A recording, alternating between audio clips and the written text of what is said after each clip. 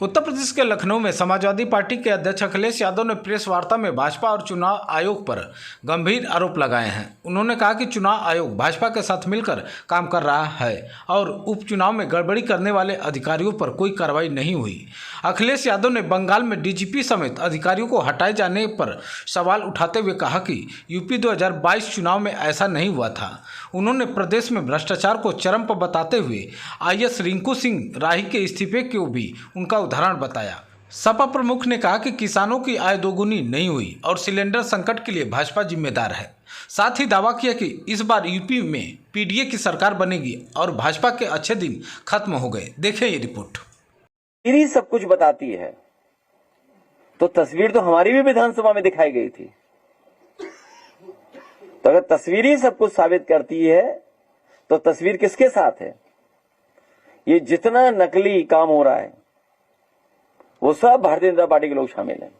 उत्तर प्रदेश में जहां जहां गलत काम हो रहा है सब भारतीय जनता पार्टी के लोग शामिल हैं। और अभी अभी सुनने में आया है कानपुर में जो किडनी वाला मामला निकला है इसमें सब भारतीय जनता पार्टी के लोग शामिल हैं। सब भारतीय जनता पार्टी के लोग शामिल हैं। सोचिए, स्वास्थ्य मंत्री को होश ही नहीं है, उन्हें हमारी रैली फ्लॉप दिखाई दे रही है। बताओ, जिस विभाग के वो मंत्री हैं उसी विभाग के एक डॉक्टर से कम अपनी आईसाइट तो चेक करा लेते हैं।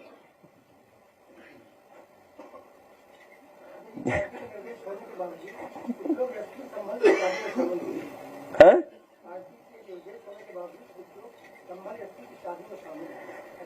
उन्हें शामिल नहीं होना चाहिए था।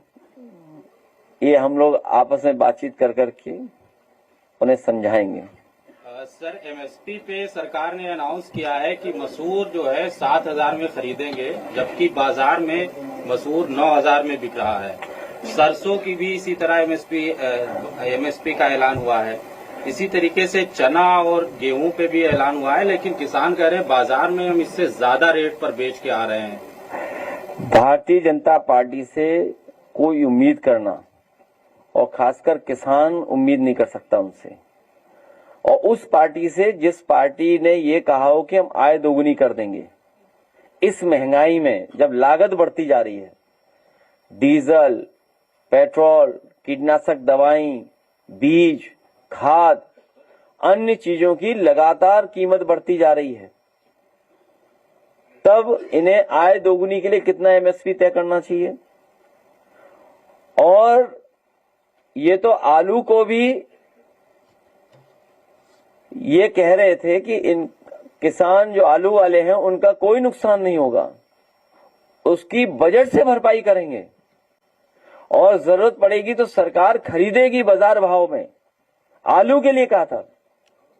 बताइए, अगर 1 किलो भी आलू भारतीय जनता पार्टी ने खरीदा हो तो जब बाजार भाव ज्यादा है तो सरकार की जिम्मेदारी बनती है बाजार भाव से ज्यादा किसान को कीमत दें, उसकी पैदावार की कीमत इसलिए दें क्योंकि आय दोगुनी तभी मानी जाएगी, तभी होगी।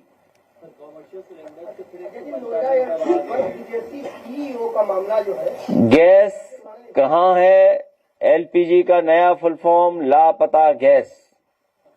अभी किलो पे भी बहस है, अभी ऑफिशियल नहीं है। आपके कई चैनलों ने ये दिखाया कि जो 14.2 किलोग्राम का है वो 10 का बिकेगा, 10 का मिलेगा, लेकिन सरकार डिनाई कर रही है उस बात को लेकर के। अब बताओ, हम लोग नापने जाए क्या वजन? सर, एक आईएएस अधिकारी है रिंकू सिंह राही, जिसने रिजाइन करा है और साथ में कहा है कि एक पैरेलल सिस्टम गवर्नमेंट का चल रहा है जो कि ऑनेस्ट ऑफिसर्स को काम नहीं करने देगा। उन्होंने ठीक ही कहा है, और भ्रष्टाचार चरम सीमा पर है, चरम सीमा पे सरकार में। कोई कल्पना नहीं कर सकता था कि इतना भ्रष्टाचार बढ़ जाएगा। इसी वजह से बहुत सारे जो अधिकारी उनकी मनमानी करते थे, अधिकारी सरकार के इशारे पे काम करते थे, वो भी दुखी बैठे हुए हैं। वो भी सरकार को हटाने में और पीडीए की सरकार बनाने में पूरा योगदान करने जा रहे हैं।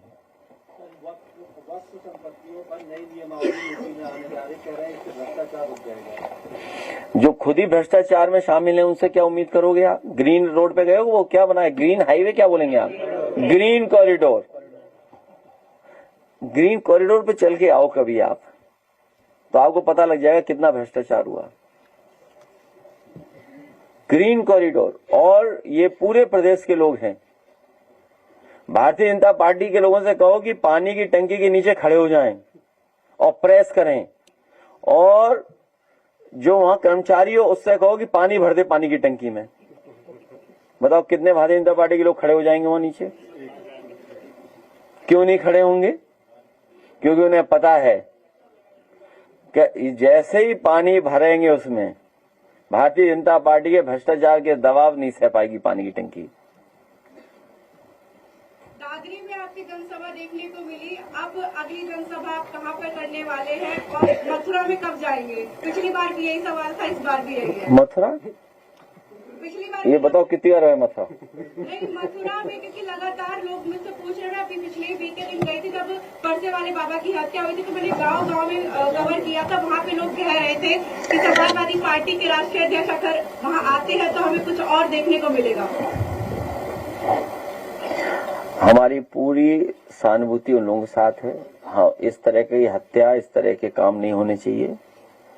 और जहां तक रैली का सवाल है, हम लोग अपनी वोटर लिस्ट ठीक करके अगली तारीख बहुत जल्दी दे देंगे।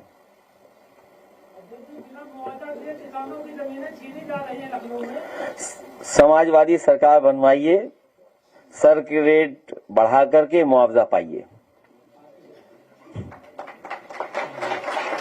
और जहां से ये आते हैं ये खुद जानते होंगे। लखनऊ में 2 गांव शिफ्ट हुए थे, 2 गांव, और पूरे के पूरे गांव के लोगों की जो जो डिमांड थी वो पूरी की गई थी, और उसी का परिणाम है कि किसानों को बाजार भाव का मुआवजा दे करके रिकॉर्ड टाइम में आगरा लखनऊ एक्सप्रेसवे बनवाया था।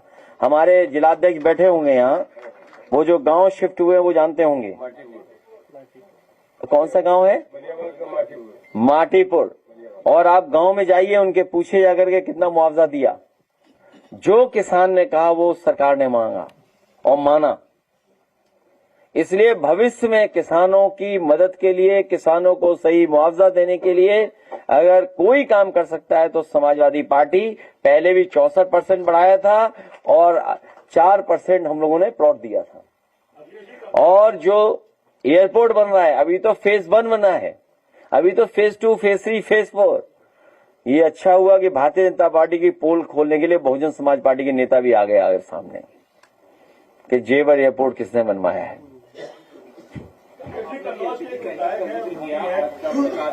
लंबी सकती है तो गवर्नमेंट को क्या गवर्नमेंट बाबा कह और लंबी चलेगी तो किस तरह से जाएगा? हम सरकार को कुछ नहीं बताना चाहते हैं, हम लोग खुद सरकार में आना चाहते हैं।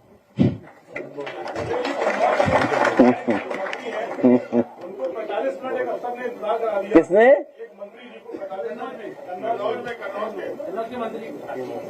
तो सोशल मीडिया पे लगातार सरकार के खिलाफ भी लिख रहे हैं। कौन लिख रहा है? एक कचौड़ी एक समोसा। हमें बीजेपी वालों पे नहीं भरोसा। अभी बदल जाएंगे।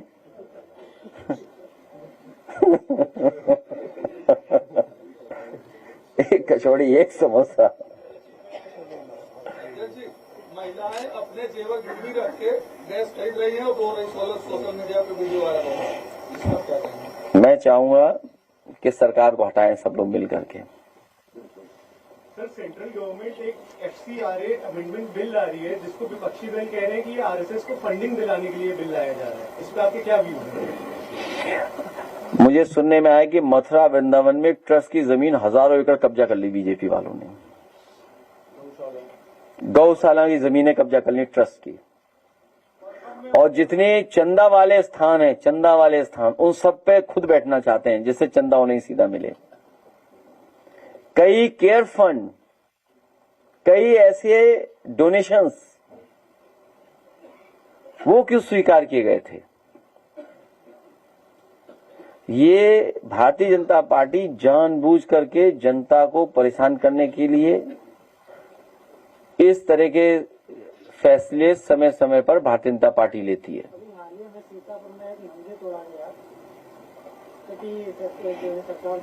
बनारस वाले अभी भी वो घंटा ढूंढ रहे हैं जो नहीं मिला है बनारस में, गिफ्ट बाई नेपाल नरेश। ये तो कोई नई बात नहीं है। भारतीय जनता पार्टी ने सबसे ज्यादा मंदिरों को तोड़ा होगा। ठीक है, तब तुम्हारे सवाल बहुत हो गए। यूट्यूबर जिंदाबाद। बहुत धन्यवाद आपका, दे दें? ठीक है, बहुत धन्यवाद, थैंक यू सो मच।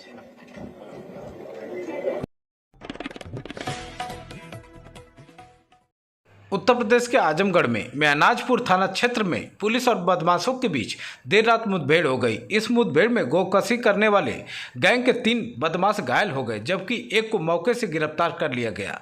देखिए ये रिपोर्ट। थाना महनाजपुर के ग्राम झीनपुर सरैया में 23-24 मार्च 2026 की रात्रि को गांव के बाहर पोखरी के पास कुछ प्रतिबंधित पशुओं के अवशेष प्राप्त हुए थे। प्राप्त सूचना पर तत्काल मेरे द्वारा और थाना प्रभारी के द्वारा घटनास्थल का निरीक्षण किया गया और मुकदमा संख्या 21/26 गौवध निवारण अधिनियम के अंतर्गत पंजीकृत किया गया था। इस मुकदमे की विवेचना के दौरान 4 अभियुक्तों के नाम प्रकाश में आए, जिनके साथ थाना महनाजपुर की पुलिस के द्वारा 1/2 की रात्रि में सशस्त्र मुठभेड़ हुई। इस मुठभेड़ के दौरान 4 अभियुक्तों में से 3 अभियुक्तों के पैर में गोली लगी, जबकि एक अभियुक्त को गिरफ्तार कर लिया गया। घटना में प्रयुक्त ऑटो और गौवध के उपकरण, चापड़, रस्सी, बोरे आदि बरामद हुए हैं। इस प्रकरण में घायल 3 अभियुक्तों को जिला अस्पताल अच्छे उपचार के लिए भेजा गया है। साथ ही अन्य अग्रिम विधिक कार्रवाई की जा रही है। उत्तर प्रदेश के बाराबंकी में भारतीय किसान क्रांति यूनियन की प्रथम मासिक बैठक का भव्य आयोजन किया गया। इस बैठक में जिले भर में भारी संख्या में किसान, युवा और पदाधिकारी शामिल हुए। बता दें कि बाराबंकी के गन्ना कार्यालय में आयोजित इस बैठक में जनपद के सभी ब्लॉक क्षेत्रों से किसान और कार्यकर्ता पहुंचे।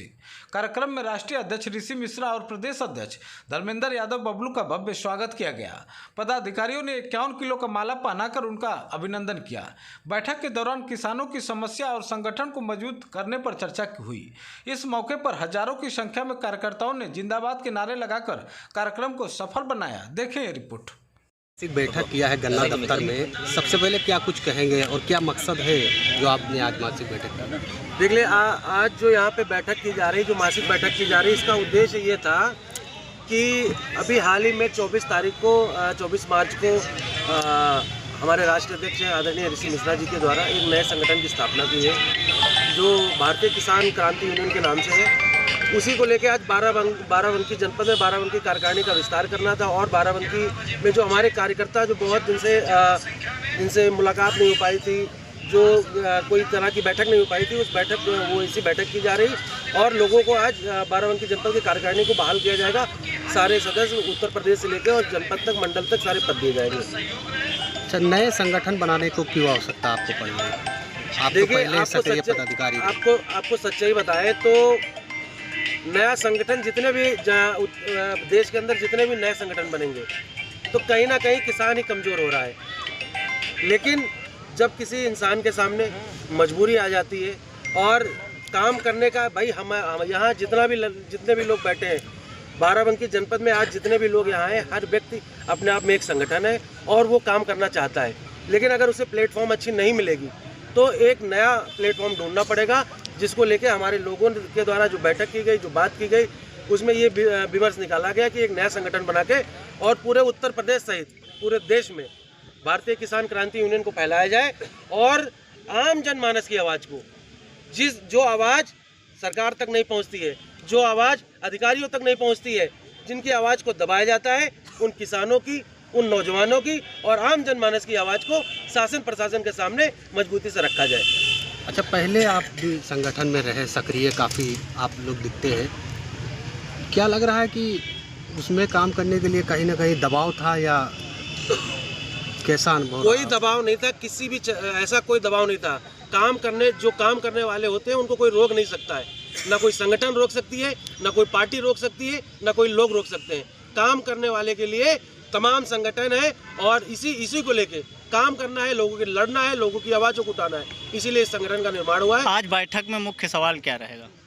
आज बैठक का कोई सवाल नहीं, आज हम यहाँ सवाल पूछने नहीं आए हैं, आज हम जवाब देने आए हैं और अपनी कार्यकारिणी को मजबूत करने आए हैं। और जब भी हम प्रशासन से सवाल करने आएंगे, शासन से सवाल करने आएंगे, उस दिन बाराबंकी जनपद में किसी भी गली में जगह नहीं बचेगी जहाँ ट्रैक्टर और ट्राली खड़ी ना हो, गाड़ियाँ खड़ी ना हो, ऐसी भीड़ होगी यहाँ पे।